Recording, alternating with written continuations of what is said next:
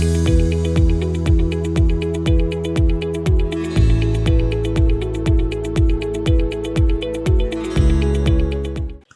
అండి, నేను మీ doctor Apoorva, consultant obstetrician and gynaecologist at Kiran multi speciality hospital, Karman Ghat. Ovulation అంటే ఎగ్ రిలీజ్ అయ్యే టైం ప్రెగ్నెన్సీ ప్లాన్ చేసే వాళ్ళలో very important. So ovulation importance ఏంటి, మీ బాడీలో వచ్చే చేంజెస్ ఏంటి అనే దాని గురించి మాట్లాడుకుందాం.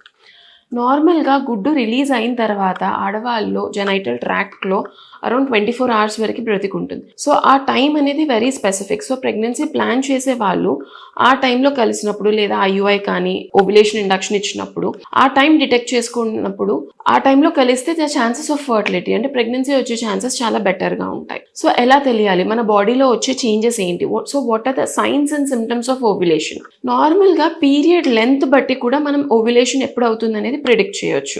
నార్మల్గా ఒక 28 days సైకిల్ ఉంటే, పీరియడ్ స్టార్టింగ్ డే నుంచి 28 days సైకిల్ ఉంటే లాస్ట్ 14 days అంటే 16th అప్రాక్సిమేట్గా 14th to 16th డే మన గుడ్డు రిలీజ్ అవుతుంది. సో సైకిల్ లెంత్ వేరియేషన్స్ ఉంటాయి కాబట్టి దాన్ని బట్టి లాస్ట్ 14 days ముందు మనకి ఎగ్ రిలీజ్ అయ్యే ఛాన్స్ ఉంటుంది. సో ఆ 2 to 3 days పేర్ పెట్టుకొని ఆ టైంలో కలవడం is one of the indicative. అలాగే అదే కాకుండా ఒక్కోసారి ఎగ్ రిలీజ్ అయినప్పుడు కొందరికి టిపికల్గా స్టమక్ పెయిన్ ఉండడం కానీ, కొంచెం మూడ్ డిస్టర్బెన్సెస్ ఉండడం కానీ, కొంచెం బ్లోటింగ్ సెన్సేషన్, కొంచెం ఆయాసంగా అలా అనిపించడము, లేదంటే మినిమల్గా స్పాటింగ్ అవ్వడం ఇలా ఉండొచ్చు. సో ఇలాంటి చేంజెస్ ఏమైనా కనిపెట్టినట్టయితే మీరు ఓవ్యులేషన్ అవుతుందని తెలుసుకోవచ్చు.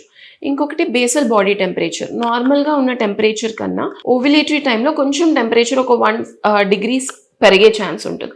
బట్ అంత యాక్యురేట్గా టెంపరేచర్ చెక్ చేసుకోవడం రిలయబుల్ కాదు కాబట్టి body temperature measurement is not very good indicator అనమాట. But cycle length are considering your symptoms, ఏదైనా బ్లోటింగ్ సెన్సేషన్ కానీ స్పాటింగ్ కానీ అయితే ఓవ్యులేషన్ అవుతుందని అర్థం. కొందరికి వైట్ డిశ్చార్జ్, నార్మల్గా ఉండే వెజైనల్ డిశ్చార్జెస్లో చేంజెస్ వస్తాయి. ఓవ్యులేషన్ టైంలో డిశ్చార్జ్ కొంచెం మ్యూకాయిడ్గా, ప్రొఫ్యూజ్గా, ముందు ఉన్నదానికన్నా ఎక్కువ అనిపించడము అలా ఉండొచ్చు. సో అలా ఏమైనా సడన్ చేంజ్ అనిపిస్తుంటే మీకు అది ఓవ్యులేటరీ పీరియడ్ అని ఒక ఇండికేషన్. ఇవి మీ సిమ్టమ్స్ బట్టి డిటెక్ట్ చేసుకోవచ్చు, మీ సైకిల్ లెంత్ బట్టి డిటెక్ట్ చేసుకోవచ్చు. ఇవే కాకుండా మార్కెట్లో LH హార్మోన్ కిట్స్ అని దొరుకుతాయి. నార్మల్గా ఓవ్యులేషన్ టైంలో కొన్ని హార్మోన్స్ పెరుగుతాయి. సో ఆ హార్మోన్ని డిటెక్ట్ చేసుకుంటున్నప్పుడు మీకు ఓవ్యులేషన్ అవుతుందని తెలుసుకోవచ్చు. సో ఆ కిట్లో నార్మల్ యూరినరీ శాంపిల్ వేసినప్పుడు 2 lines వస్తే LH ఎక్కువైన అర్థము. సో వితిన్ 12 to 24 hours మీకు ఎగ్ రిలీజ్ అవుతుందని అర్థం. సో LH కిట్స్తో చెక్ చేసుకోవచ్చు.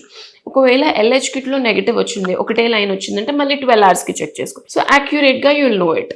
ఇవన్నీ కాకుండా కన్ఫర్మేటరీగా మనకి ఓవ్యులేషన్ అయిందని తెలియడానికి ఫాలిక్యులర్ మానిటరింగ్ అంటే స్కాన్ చేసి చూస్తాం. స్కాన్లో మనకి ఎగ్ ముందుగా ఉన్న పెద్ద ఫాలికల్, డామినెంట్ ఫాలికల్ ఏదైతే ఉందో అది రప్చర్ అవ్వడము, కొంచెం అబ్డామిన్లో ఫ్లూయిడ్ ఉండడము, ఇలాంటివి is like a definitive sign of ovulation. So ovulation induction చేస్తున్న వాళ్ళకి లేదా IUI ప్లాన్ చేసిన వాళ్ళకి ఓవ్యులేషన్ కన్ఫర్మ్ చేసుకునే మనం ముందుగా.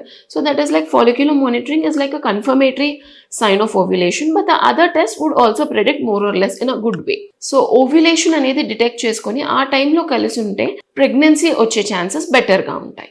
Thank you.